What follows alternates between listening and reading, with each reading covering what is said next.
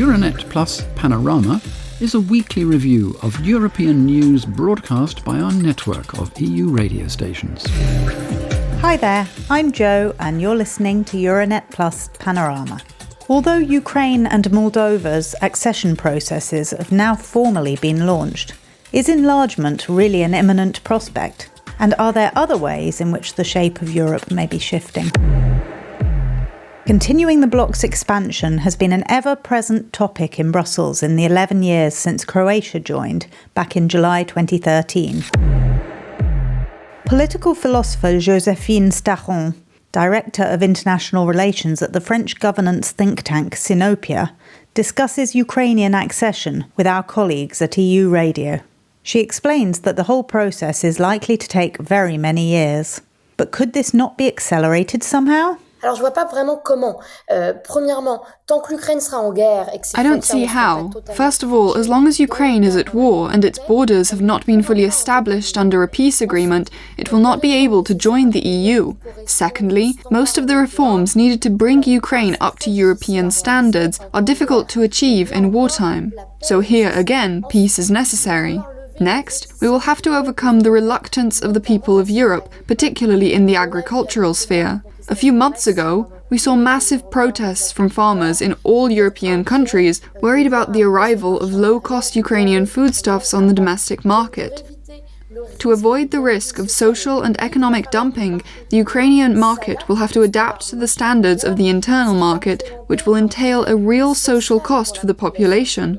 Once again, in a time of war, we cannot put more economic hardship on a population that is already on its knees. So the key to Ukraine's future membership of the EU lies above all in achieving lasting peace. This is a sine qua non, and we know that peace is unfortunately not a credible prospect in the short term. Malheureusement, la paix n'est pas une perspective crédible à court terme. BNR, meanwhile, looks at the dark clouds gathering over the EU's aspirations to incorporate North Macedonia, where the newly elected national government, led by Prime Minister Christian Mikoski, is seeming to show more interest in Moscow than in Brussels. How might this affect the prospects of North Macedonian accession, the requirements for which include implementation of the agreed treaties with Bulgaria and Greece, on which North Macedonia's new PM appears to be turning his back? BNR puts the question to EPP member Andrei Kovachev, who explains that implementation of these treaties is non-negotiable. This is not a Bulgarian diktat. This is the European proposal for the start of accession negotiations with the Republic of North Macedonia. It was accepted by the 27 member states and North Macedonia's leaders at the time. The fact that Christian Mikoski is once again provoking Bulgaria after being elected Prime Minister is very regrettable and implies that he does not seek European integration for his own citizens and his own country. Boyko Borisov and Zoran Zaev signed a treaty. I would even call it a friendly treaty in 2017, but unfortunately it is not being implemented. Neither of its protocols are being implemented. And this also forms part of the EU's negotiating framework. It is set out there that the treaty with Bulgaria, and with Greece of course, and its two protocols will be assessed as part of North Macedonia's European integration process. So while it appears that enlargement is not imminent, did this week's meeting between German Chancellor Olaf Scholz and Polish Prime Minister Donald Tusk reveal a shifting centre of gravity, a new driving force for the bloc? Well, one concrete thing it did reveal is that Poland and Germany are to work together to tighten the security of the EU's eastern border, reports Polski Radio. At a meeting in Warsaw on Tuesday, the 2nd of July, Olaf Scholz pledged to take on a key role in security and defence in the eastern part of the Union, including through two joint projects, known as the East Shield and the Iron Dome. Poland's security is also Germany's security. This is what we stand for as neighbours, as allies in NATO and as partners in the European Union. Our solidarity and joint action are our common strength. With this in mind, we will systematically expand our cooperation in the area of security and defence, and pool and coordinate our capabilities. In concrete terms, this means that, together, we will assume a leading role in the Baltic Sea region and protecting NATO's eastern flank. According to Prime Minister Tusk, if European countries coordinate their security and defence activities, Europe could become a global military power. Today, we, Europe, are capable, both financially and technologically, of being the greatest military force in the world. The only limiting factor is our inability to coordinate our actions and build a real community when it comes to future technological and arms decisions.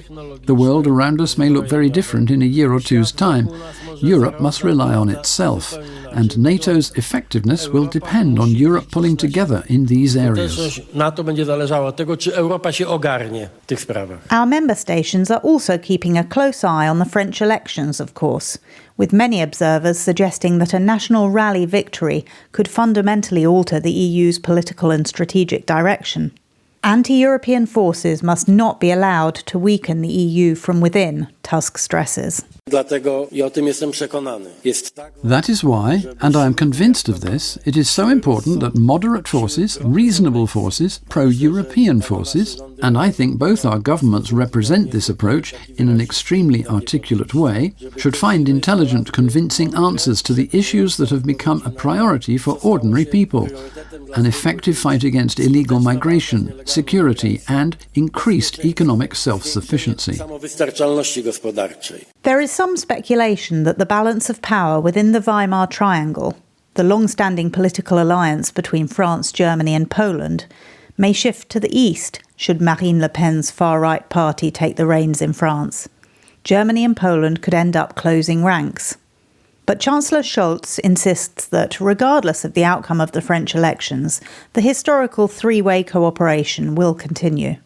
AMS reports. We are certain that, regardless of the outcome of the second round of the French elections, the cooperation between the French President and Donald and myself will continue to be very good.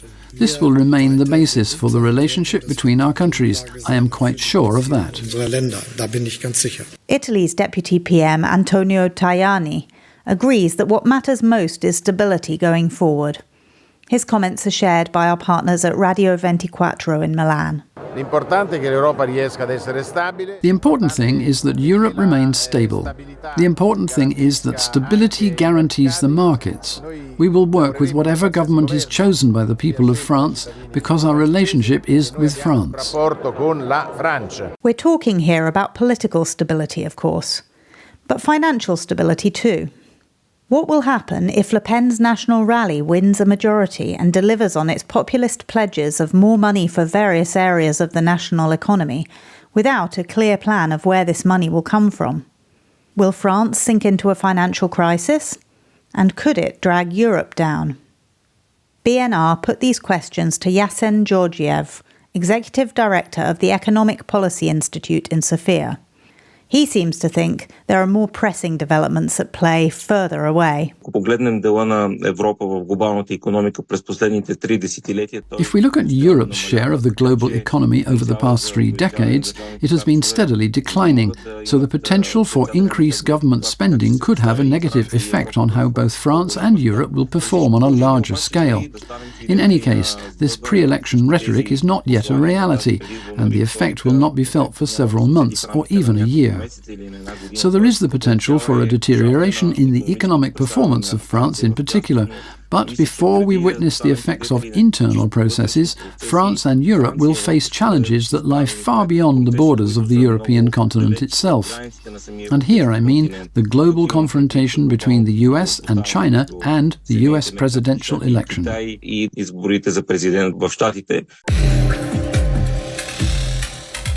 Thanks for joining us. We'll be back again next week as Europe's new MEPs pack their bags for their first session in Strasbourg.